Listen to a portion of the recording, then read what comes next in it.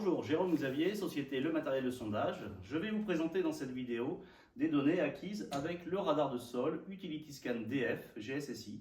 Alors DF pour double fréquence, c'est un véritable double antenne, 800 MHz pour de la très haute résolution dans le premier mètre 50, 300 MHz pour aller jusqu'à 2, 3, 4 mètres selon la nature des matériaux et du sous-sol.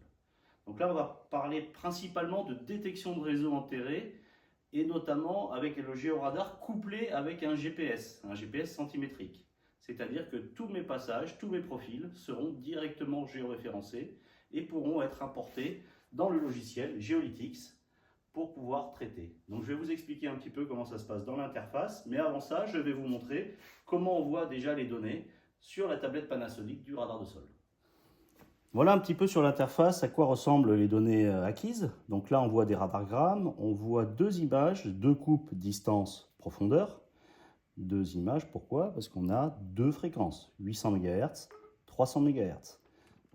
Regardons un autre fichier, par exemple le fichier numéro 27. Donc je le sélectionne, bien sûr je peux le relire dans la tablette. On va faire lecture fichier. Je peux n'afficher que l'antenne 800 MHz.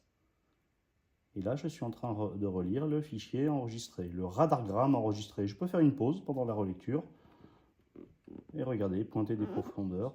Vous avez remarqué qu'on peut zoomer pour voir encore en plus gros, par exemple, un réseau que l'on souhaite détecter, marqué au sol.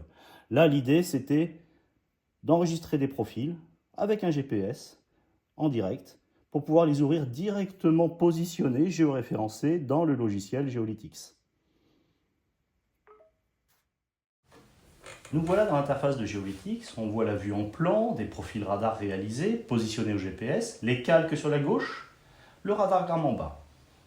Donc sur la vue en plan, on voit que l'on peut jouer sur les épaisseurs de tranche pour voir de telle profondeur à telle profondeur. Donc là, on a une vue en plan du fait que l'on ait un quadrillage en 3D. Je peux bien sûr jouer sur le gain, le contraste, pour faire l'imagerie la plus nette, la plus précise possible. Changer la palette de couleurs, par exemple. Je vais maintenant m'intéresser à deux réseaux qui sont au milieu de la voirie et on va venir les pointer. Donc je vais faire des points au sommet, milieu des hyperboles, puisque c'est la position du réseau. Et de profil en profil, on va les retrouver. Voilà. Donc c'est un peu fastidieux de les pointer sur tous les passages radar. Donc souvent, je pointe par exemple au début puis à la fin, je tire une polyligne. Mais cette polyligne, il va falloir un petit peu réadapter entre les deux points des extrémités.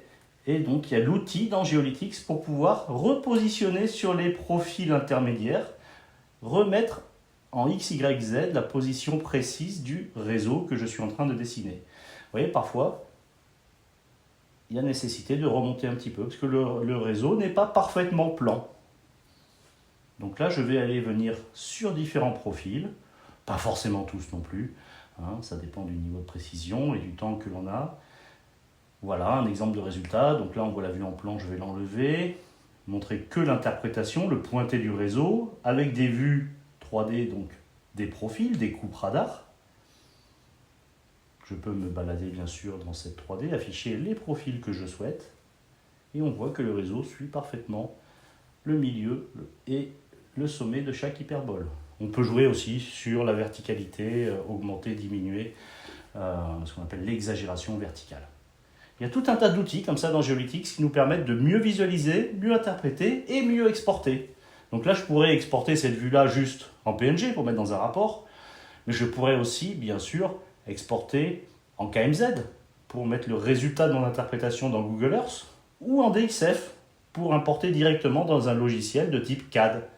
Donc là, je pourrais sélectionner le polyligne réseau, le réseau que j'ai pointé en orange, mes radargrammes, c'est-à-dire la position des profils, qui sont géoréférencés, et les intégrer dans un logiciel CAD ou dans un SIG. On exporte, et voilà. Simple, non? Voilà, merci pour votre attention. Donc, il y aura d'autres vidéos, d'autres tutoriaux, évidemment. Tout cela fait partie de notre volonté de promouvoir la technologie géoradar, GPR, et notamment dans notre espace de formation à Aix-en-Provence, le MDS Lab, Donc on a une salle spécifique pour venir réaliser des formations de qualité sur l'auscultation du sol et des structures de génie civil. Voilà, merci pour votre attention et à bientôt.